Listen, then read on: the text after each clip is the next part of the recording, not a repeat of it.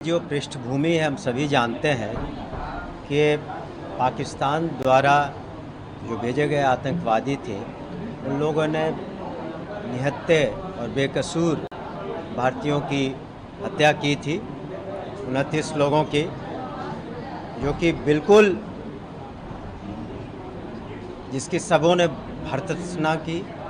उसके बाद माननीय प्रधानमंत्री जी ने स्पष्ट रूप से पूरे देश को अपने संदेश में कहा था कि जो क्रूरतापूर्वक और कायरतापूर्वक जो कार्रवाई पाकिस्तान द्वारा भेजे गए आतंकवादियों द्वारा किया गया था कश्मीर में, तो उसके बारे में हम लोग निश्चित रूप से रिस्पॉन्ड करेंगे।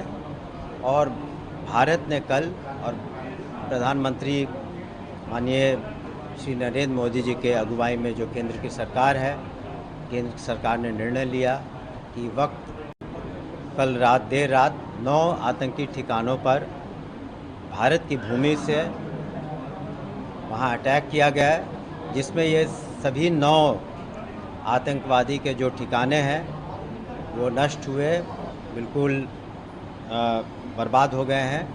और वहाँ पर निश्चित रूप से कुछ आतंकियों के भी मारे जाने की खबर है। और पूरा देश और हम सभी इसको स्वागत योग्य है कदम, क्योंकि हमारी सोच है कि हम लोग एक पीसफुल नेशन है, शांति प्रिय नेशन है। लेकिन अगर कोई भी देश या कोई भी आतंकी अगर हम पर आंख उठाता है तो उसका हम लोग मुंहतोड़ जवाब देते हैं। और ये कदम जो भारतीय सेना ने उठाया है माननीय प्रधानमंत्री जी के निर्देश पर, पूरा देश आज उनके साथ है। और हम लोग बिल्कुल तरह से तैयार हैं कि अगर आगे की भी कोई कार्रवाई करने की कोई दुस्साहस करेगा तो देश और यहाँ की सेना, यहाँ की सरकार उसका बिफिटिंग रिप्लाई जिसको कहते हैं भविष्य में भी देगी, मुंहतोड़ जवाब देगी। प्रधानमंत्री मोदी बिहार के दौरे पर थे। मधुबनी से ही उन्होंने घोषणा किया था कि मिट्टी में मिला देंगे और घर में घुस के मारेंगे। इस पर तो घर में घुस किए जी। तो ये आतंकी ठिकाने तो पाकिस्तान ऑक्यूपाइड कश्मीर में थे और पाकिस्तान प्रॉपर में थे 9 जगह।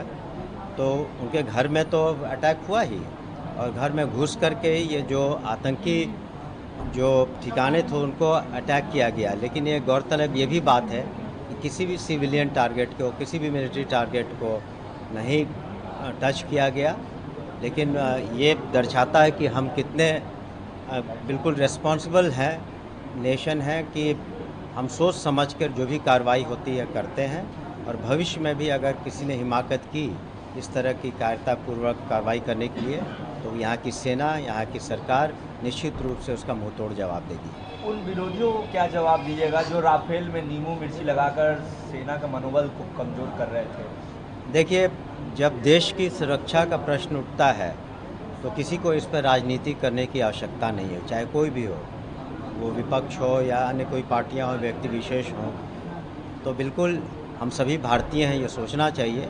और भारत की जो अपनी स्वतंत्रता है, अखंडता है, और यहाँ के शांति व्यवस्था उसको कैसे कायम रखें, इस पर ध्यान देना चाहिए।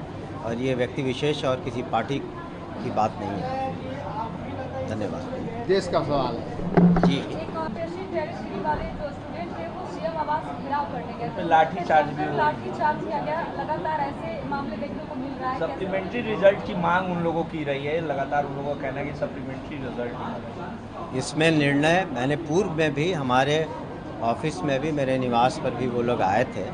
मैंने कहा कि इसमें जो भी निर्णय है, हमारे विभाग ने वापस चिट्ठी बीपीएससी को मैंने उनको बताया। कल भी हमारे पदाधिकारी जाकर के धरना स्थल पर जो लोग यहाँ बैठे थे, हमारे सीनियर ऑफिसर्स जा कर के, हमारे आप सचिव भी जा कर के वहाँ पर जो भी प्रदर्शनकारी थे उन लोगों को बताया कि ये चिट्ठी जो है विभाग ने बीपीएससी को भेज दिया और बीपीएससी को इसमें निर्णय लेना है। जब ये सारी बातें हो गई थी तो फिर किसी का घेराव करने का प्रश्न नहीं था। और जहाँ तक विधि व्यवस्था का सवाल है, तो विधि व्यवस्था और कानून व्यवस्था मेंटेन करना ये प्रशासन का काम है और किसी को उसका उल्लंघन नहीं करना चाहिए। शिक्षकों की नियुक्ति की गई है, उसमें शिक्षक संघ के नेता कह रहे हैं एक विद्यालय में एक विषय के 4 शिक्षक को बहाल किया गया। देखिए, ऐसा है कि उसका रैशनलाइजेशन हम लोग कर रहे हैं। अगर किसी एक विषय में अधिक से ज़्यादा शिक्षक हैं। कुल मिला के 76,000 स्कूल हैं। कृपया आप समझें कि 76,000 स्कूल हैं, करीब 5.5 लाख से करीब 6.5 लाख टीचर हैं। तो कई बार जो पोस्टिंग होती है तो उसमें हो सकता है एक से ज़्यादा विषय में हो जाती है, तो उसको हम लोग रैशनलाइज करके उसको फिर सुधार करेंगे। पेपर लीक मामले में संजीव मुखिया पे कार्रवाई की गई, लेकिन कई लोगों का आरोप है कि बड़े-बड़े कोचिंग माफिया शामिल है इसमें, उसमें कार्रवाई सरकार नहीं कर रही। देखिए, इसमें पुलिस इन्वेस्टिगेशन हो रहा है और जो यहाँ एफआईआर हुआ है, निष्पक्ष रूप से, स्वतंत्र रूप से या प्रभावी रूप से जो अनुसंधान करता है वो पुलिस का महकमा है, वो कार्रवाई कर रहा है। इसमें जो भी दोषी होगा उसके विरुद्ध कार्रवाई होगी। माननीय मुख्यमंत्री जी ने स्पष्ट रूप से ज़ीरो टॉलरेंस की हमारी नीति है करप्शन में, और जो भी इसके संदेह के घेरे में या कोई भी इस गलत करता हुआ पाएगा तो उस पर निश्चित रूप से कड़ी से कड़ी कार्रवाई, विधि सम्मत कार्रवाई की जाएगी। देखिए, इसकी जो पृष्ठभूमि है हम सभी जानते हैं कि पाकिस्तान द्वारा जो भेजे गए आतंकवादी थे, उन लोगों ने निहत्थे और बेकसूर भारतीयों की हत्या की थी, 29 लोगों की, जो कि बिल्कुल जिसकी सबों ने भर्त्सना की। उसके बाद माननीय प्रधानमंत्री जी ने स्पष्ट रूप से पूरे देश को अपने संदेश में कहा था कि जो क्रूरतापूर्वक और कायरतापूर्वक जो कार्रवाई पाकिस्तान द्वारा भेजे गए आतंकवादियों द्वारा किया गया था कश्मीर में, तो उसके बारे में हम लोग निश्चित रूप से रिस्पॉन्ड करेंगे। और भारत ने कल, और प्रधानमंत्री माननीय श्री नरेंद्र मोदी जी के अगुवाई में जो केंद्र की सरकार है, केंद्र सरकार ने निर्णय लिया कि कल देर रात 9 आतंकी ठिकानों पर भारत की भूमि से वहां अटैक किया गया है, जिसमें ये सभी 9 आतंकवादी के जो ठिकाने हैं वो नष्ट हुए, बिल्कुल बर्बाद हो गए हैं।